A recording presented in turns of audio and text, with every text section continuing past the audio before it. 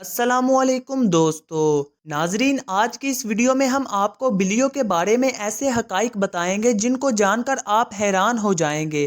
ناظرین، بلیوں کا شمار ان چند پالتو جانوروں میں کیا جاتا ہے جو لوگوں کو بے حد پسند ہیں۔ اگرچہ اسلام میں بلی حلال نہیں ہے، لیکن اس کو پاکیزہ اور طاہر حیوانات میں شمار کیا جاتا ہے۔ ایک سائنسی اندازے کے مطابق انسان نے بلی کو 10,000 سال پہلے سودایا یا پالتو بنایا تھا۔ بلی آج کے دور میں سب سے عام پالتو جانوروں میں سے ایک ہے۔ افریقی جنگلی بلیوں کی کئی اقسام کو پالتو بلیوں کے باؤ اجداد سمجھا جاتا ہے۔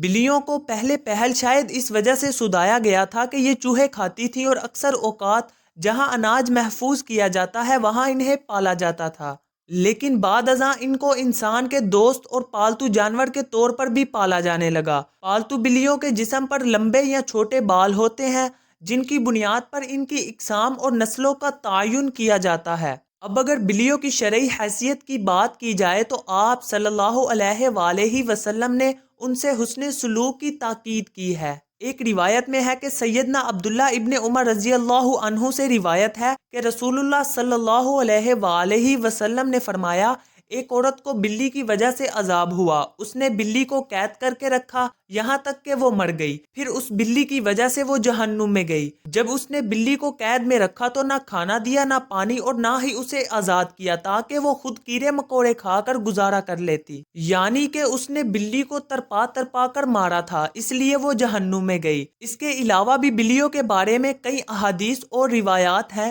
جن میں سے چند آپ کو بتاتے ہیں۔ ناظرین، ویڈیو کو آگے بڑھانے سے پہلے جنہوں نے ابھی تک ہمارے چینل کو سبسکرائب نہیں کیا وہ سبسکرائب کر کے نوٹیفیکیشن کے بٹن کو آن کر دیں تاکہ ہماری لیٹسٹ ویڈیوز نوٹیفیکیشن کے ذریعے آپ سب تک پہنچتی رہیں۔ ایک روایت سے یہ بات ثابت ہے کہ بلی اگر کھانے میں سے کچھ کھا کر چلی جائے یا پانی پی جائے تو وہ پلیت یا نجس نہیں ہوتا۔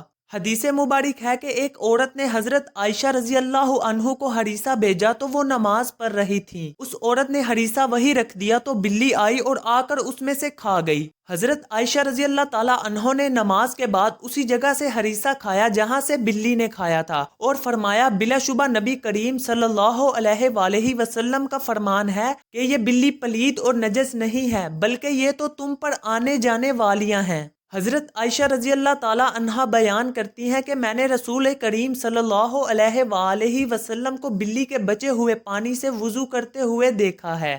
اب اگر گھر میں بلی پالنے کے سوال کی بات کریں تو فقہا کا کہنا ہے کہ گھر میں بلی پالی جا سکتی ہے، ایسا کرنے میں کوئی حرج نہیں، کیونکہ بلی نہ ہی موذی جانور ہے نہ ہی نجس ہے۔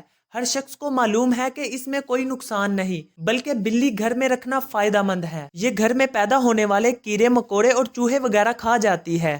بلیوں کو قدیم دور کے بعد مشرق قریب میں عقیدت دی گئی اور اسلام نے اس روایت کو اپنے بہترین انداز میں اپنا لیا، جو کہ اس عقیدت سے بالکل ہٹ کر ہے جو کہ دیگر قدیم مذاہب میں بلی کو دی گئی۔ کچھ مذاہب میں بلی کو ناپاک سمجھا جاتا ہے اور کچھ مذاہب میں اسے حلال جان کر کھایا بھی جاتا ہے، جبکہ اسلام نے ایک طرف اس کا گوشت کھانے سے منع کیا ہے اور دوسری طرف ان کے ساتھ پیار محبت اور حسن سلوک کرنے کی تلقین بھی کی ہے۔ جیسے ایک صحابی کی کنیت تھی ابو ہریرہ، یعنی کہ بلیوں والا پڑ گئی تھی۔ حضرت ابو ہریرہ کے نام کے بارے میں مورخین میں اختلاف ہے۔ کچھ نے لکھا ہے کہ آپ کا نام اسلام لانے سے قبل عبد الشمس تھا، اور کچھ کا کہنا ہے کہ اسلام لانے کے بعد عبد الرحمن رکھا گیا۔ کسی نے عمر بن عامر لکھا اور کسی نے عبداللہ بن عامر، لیکن آپ کا اصل نام راجع قول کے مطابق عبد الرحمن ہے۔ ابو ہریرہ آپ کی کنیت تھی، اور ابو ہریرہ کنیت رکھنے کی وجہ یہ تھی کہ آپ کے پاس ایک بلی تھی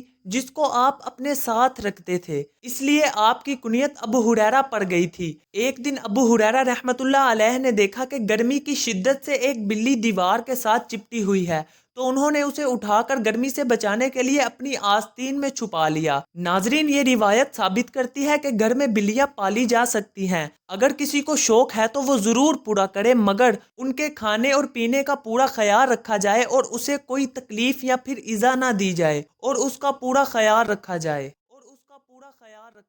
ناظرین، اگر آپ کو ہماری یہ ویڈیو اچھی لگی ہو تو ویڈیو کو لائک اور چینل کو سبسکرائب کر کے نوٹیفیکیشن کے بٹن کو آن کر دیں۔ اللہ حافظ۔